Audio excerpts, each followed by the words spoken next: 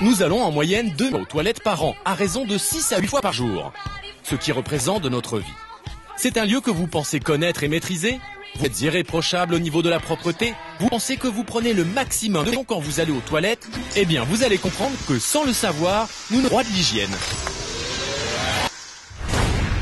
On le sait, il est impératif de bien se laver les mains après nos petites commissions.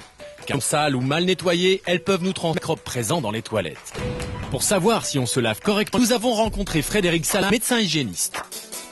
Dans les toilettes, il faut bien se laver les mains. Et laver les mains, c'est de bien savonner, notamment les espaces interdigitaux. On doit penser aux ongles également. Il faut bien savonner, au des poignets et bien sécher.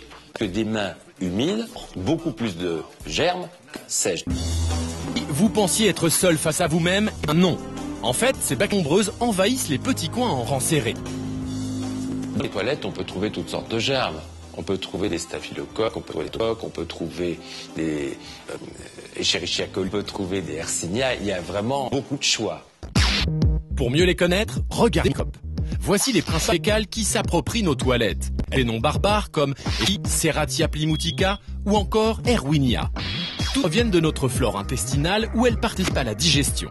Elles vivent dans notre organisme, mais elles peuvent être, quand elles sont à l'extérieur, nous transmettre des maladies comme des gastro ou des salmonelloses. Il est impossible d'éviter les toilettes parce que c'est naturel. Simplement, il faut donner, ils puissent rendre malade. Il y a une petite étude que je vais vous citer, c'est qu'on a suivi des gens qui sortaient des toilettes sans s'être lavé les mains. Et pour leur demander de serrer la main des gens, 2 heures plus tard, on a retrouvé des germes fécaux dans la bouche parce que les gens reviennent 2 fois par heure les mains dans le visage. Et on retrouve les germes de cette personne dans leur bouche. Et fois qu'on a compris, la fameuse gastro, la moitié du pays trouve malade. Pour éviter ce tête-à-tête avec les microbes, et voir qu'il y a une action, et sans le fait, peut-être pas. Il y a un très important à quand on va aux toilettes. Avant de tirer la chasse d'eau, rabattre le couvercle.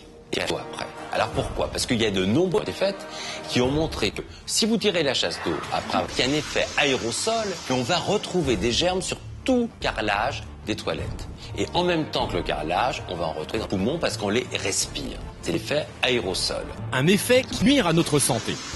Ça peut être à l'origine de bronchitis ORL, tout simplement parce qu'on a inhalé tous ces germes à ce moment-là. Alors pour éviter ça, on ferme le couvercle et on tire à la chasse d'eau. Par contre, beaucoup tellement fiers de ce qu'ils ont fait, ils regardent, ils admirent, ils tirent et ils respirent.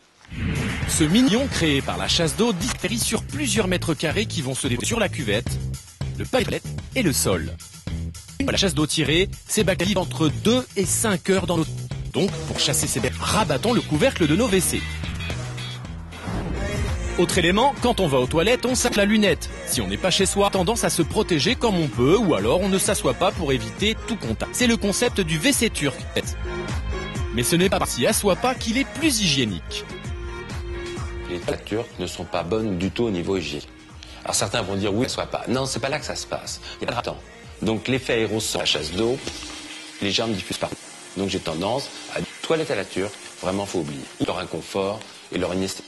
Vous l'avez compris, le WC turc est loin d'être l'idéal. C'est plutôt vers le Japon qu'il faut chercher la meilleure solution toilette.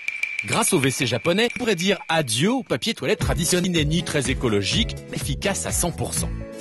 Viendrait-il à l'idée de laver vos mains sales et frottant uniquement avec du papier à temps sec? Évidemment, non, mais sous un jet d'eau.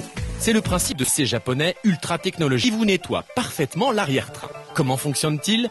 Les importateurs de ce WC venu du Vent nous expliquent. Alors, la plupart du temps, les WC sont équipés de 2 douchettes. Anale, qui va être utilisée par tout le monde, et l'aide périnéale, qui est réservée à l'hygiène. La douchette placée, en fait, dans la de toilette, à l'arrière de la personne, et lorsqu'on la douchette, elle se déploie sous la personne, et il y a un jet d'eau qui peut être régulier en pression pour plus de confort. Après que les terminé leur mission, elles s'auto-nettoient une fois dans l'abattant. Puis le mode séchage est en marche. Un souffle d'air chaud qui va être lui aussi sur plusieurs niveaux de température. Si le concept vous donne besoin de casser vos toilettes traditionnelles, il suffit de fixer cette lunette high qu'on positionne directement sur vos WC. Pour l'hygiène, il existe même des WC japonais qui s'ouvrent tout seuls. Et la chasse d'eau automatiquement après la fermeture. Si cela vous tente, ces WC ultra technologiques sont arrivés en France. Bientôt, l'option lunettes chauffantes sera disponible, histoire de passer de temps au petit coin.